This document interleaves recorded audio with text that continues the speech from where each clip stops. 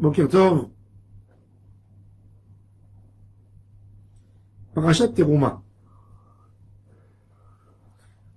Nos parachutes, elles ne sont pas dans l'ordre. Parce que la parashat de Teruma était, vous savez, en fait, c'est que quelques mois après la faute du veau d'or, Akadosh Baruch Moshe a prié à Hachem, Akadosh Baruch Hu a pardonné. Le lendemain de Kippour, Akadosh Baruch Hu a dit au Ham Israël, quand il a pardonné, de construire le tabernacle. Ils l'ont monté. Ils ont fini de le monter au 25 qui se lève. Et Akadosh Baruch Hu n'était pas encore d'accord de l'inaugurer. On a passé quelques mois. Et rien qu'au premier Nissan, de la deuxième année après la sortie d'Égypte, il a été monté. Ça veut dire. Alors, notre paracha ne devrait pas être avant parachat Kitissa où on parle de la faute du veau d'or. Elle devrait précéder la paracha. Mais quand même on a parlé parce qu'on parle de tikkun et d'optimisme avant de raconter la faute. Et ça fait partie de la règle, la grande règle qu'on a, qu'il n'y a pas quelque chose qui est avant et après dans la Torah. La Torah elle nous prend des sujets. Mais c'est quoi l'idée du Mishkan? Le Mishkan, l'ordre du Mishkan, il a été donné aux enfants d'Israël après Matan Torah. C'est-à-dire que dans le programme, on n'a pas programmé le Mishkan rien qu'après l'histoire du veau d'or.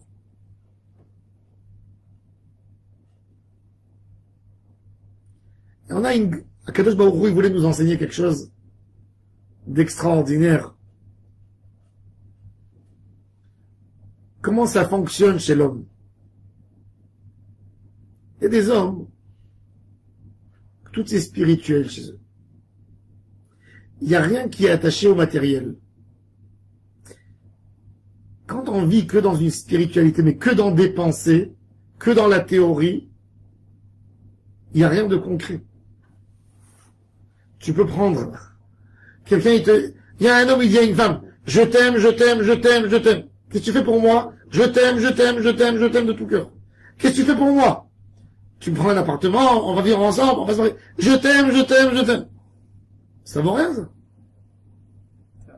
C'est magnifique en parole. Rien en action. C'est-à-dire que pour prouver ce qu'on a dans le cœur, on est obligé de faire une action. Dans le Matan Torah, ils ont eu toutes les merveilles de la Shekhinah, qu'Akadosh Baruch Hu leur a donné. Mais eux ne se sont pas engagés. Am Israël. On dit on est amoureux d'Hachem, tout ce qu'il dira, Naaseh, Venishma. Très beau. C'est des phrases que même les anges n'ont pas dit. Mais quelque part, c'est resté que dans les pensées, au niveau de la pensée, au niveau de la parole, dans la théorie. Et Akadosh Baruch Hu a dit à Israël, vous voyez, allez tellement haut qu'au niveau que vous êtes que dans les mots, s'il n'y a pas de réalité, s'il n'y a pas du concret, vous perdez tout à la fin. C'est pour ça qu'Akadosh Baruch Hu leur dit maintenant, pour m'aimer, il va y avoir un cadre spécial. Il va s'appeler Mishkan. Vous m'aimez, faites-moi un Mishkan.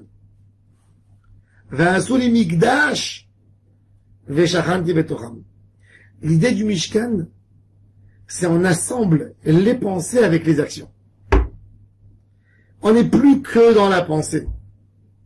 Et on n'est pas non plus dans l'action, parce qu'une action, vous savez, quand une action, on tombe dans l'action, on oublie l'idée qu'il y a derrière. Regardez des fois quand un homme il tombe dans l'action. Un homme, il travaille jour et nuit pour amener de la parnassa à la maison, pour nourrir sa femme et ses enfants. Il est tellement perdu dans son ignan de sa parnassa que dès que sa femme elle va lui demander quelque chose qui va le gêner pour sa parnassa, par exemple, il a un voyage, elle va lui dire tu peux pas voyager aujourd'hui parce que moi j'ai un rendez-vous dans cet endroit, il faut que tu viennes avec moi. Pas du tout. Mais arrête-toi, pense une seconde. Toute ta vie, tu travailles pour elle et pour les enfants. Bien sûr que tu vas arrêter. Parce qu'il a besoin de toi maintenant. Ça, c'est quand l'homme, il est rentré tellement dans l'action qu'il a oublié ce qu'il y a derrière l'action. Alors, d'un côté, on a l'homme qui parle et qui fait rien. Et de l'autre côté, on a l'homme qui fait, mais qui ne parle pas. Les deux sont pas bons.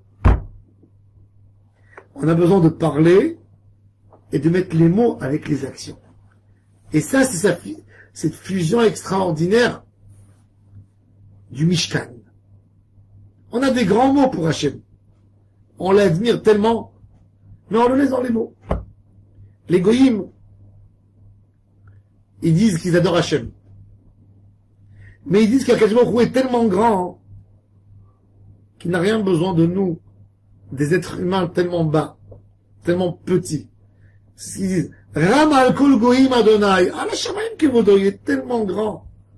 Quoi, moi je vais faire pour Hachem quelque chose.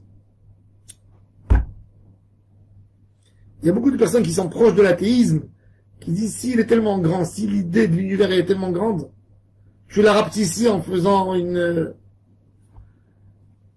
lieu. Si Hachem il est grand, il remplit l'univers, qu'est-ce que tu fais un lieu?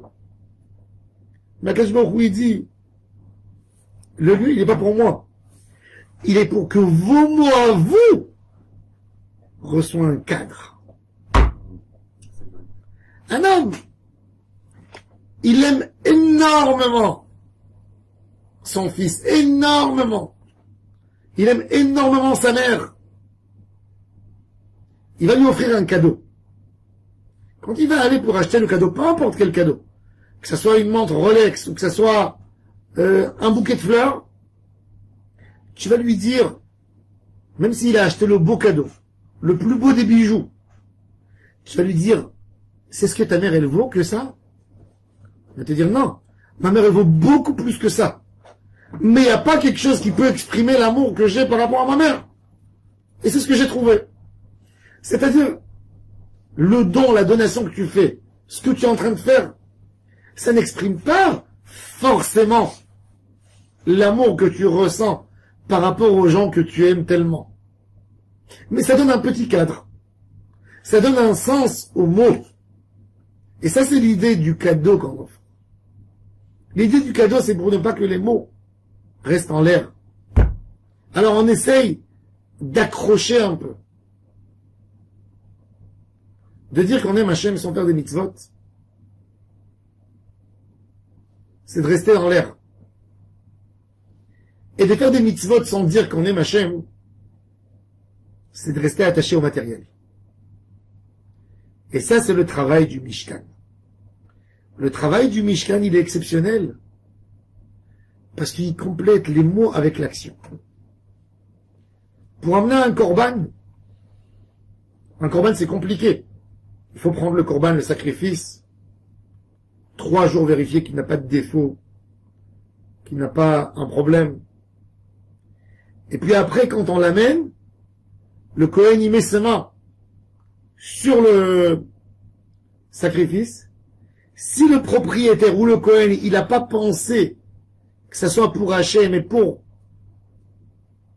les conditions de ce qu'on sacrifie, ben ce korban il doit être brûlé. C'est-à-dire qu'on nous montre que l'action, elle doit être collée à la pensée. Mais je ne peux pas non plus amener un sacrifice que par ma pensée. Et je ne peux pas amener un sacrifice que par de l'action. J'ai besoin des deux ensemble. Et ça, c'est le juste équilibre. Quand un homme il fait une mitzvah pour Hachem, tu mets tes téfilines, tu mets un tzitzit, tu prends ton loulav, tu manges ta matzah. Ce sont des mitzvot que tu fais avec l'action. Cette mitzvah, si tu mangerais de la matzah, pensant, oh, elle est sympa cette galette. Il s'est avéré que le soir où tu as mangé la galette, c'est Pessah. Et tu savais pas. Tu as accompli une mitzvah. Il manque dans la mitzvah quoi, hein? La pensée, le faire, pour se rappeler de la sortie d'Égypte et du chesed que Hachem nous a fait. C'est-à-dire qu'une action sans pensée ne vaut pas beaucoup. Mais même une pensée de vouloir manger une galette, mais de ne jamais la manger parce qu'elle te dégoûte, dans le goût, ça vaut rien non plus. Et ça, c'est le Inyan de Mishkan. Akadosh Baruch Hu nous dit que dans n'importe quel domaine dans la vie, il suffit pas d'avoir que de la théorie, il faut de la pratique aussi. Il faut pas que de la pratique. Parce que de la pratique, c'est une action simple, banale. Mais il faut pas non plus que de la théorie. Am Israël, quand ils avaient que de la théorie, Matan Torah, c'est tombé. Pourquoi c'est tombé? Dans quoi c'est tombé? Ils ont fait un veau d'or. Ils avaient besoin eux-mêmes d'une pratique. Du moment où ils n'avaient plus Moshe, ils avaient besoin de quelque chose de physique, à quoi on touche. Alors ils ont fait le veau d'or. Alors Akadosh Baruch Hu, il a dit, eh ben maintenant vos mitzvot, vous allez faire. Et ça c'est l'idée du Mishkan. Elles vont toujours en parallèle. Il y a la Asiya, le monde de la Asiya, de l'action, avec le monde de la pensée qui vont toujours ensemble. Dans toutes nos mitzvot. Il faut essayer de rapprocher entre les mondes. Il est vrai qu'une mitzvah de pensée est beaucoup plus élevée qu'une mitzvah qu'on fait physique. En physique. Physiquement dans les mains. Le Hari HaKadosh, oui. Le Hari HaKadosh nous dit que la pnimiyut, c'est les mitzvot qui sont liés à la parole. Et la chitzoniyut, c'est les mitzvot qui sont liés à l'action. Et dans la Torah, on a besoin de lier la pnimiyut avec la chitzoniyut. Un corps ne peut pas te dire sans âme. Et une âme ne peut pas avoir un nom si elle n'est pas posée dans un corps. Et là vient la pensée, la kavana de la mitzvah, l'amour d'Hachem en faisant la mitzvah, et elle se colle. Et ça, c'est Mishkan.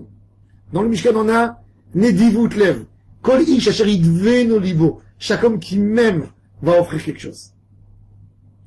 Cette offrande, elle va exprimer, elle va donner un cadre, elle va donner une idée, elle va montrer, elle va faire ça, elle va montrer une preuve d'amour. Ça, c'est yidvenu libo. Et ensuite, on a la Asiya du Mishkan.